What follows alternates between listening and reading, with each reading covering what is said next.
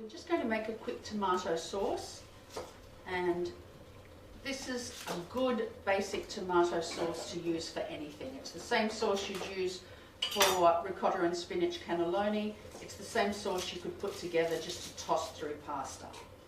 So I like red onions. I think they're sweeter than the brown onions or the white onions. They remind me of the beautiful purple onions you get in Tropea down in Calabria.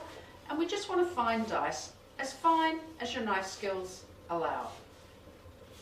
It's all going to cook down quite well anyway. I find just cutting it in half to stabilize it on the board and then running your knife through that way and then that way gives a fine enough dice. So a quick tomato sauce, some olive oil, about a tablespoon and a half. I don't think the Italians ever measure oil. In with the red onion, a little bit of garlic.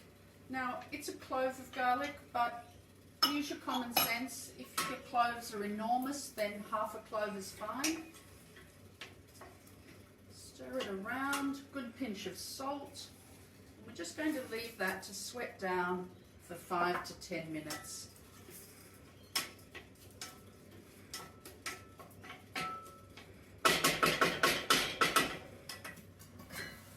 So our onion's been simmering away there for about 5 to 10 minutes.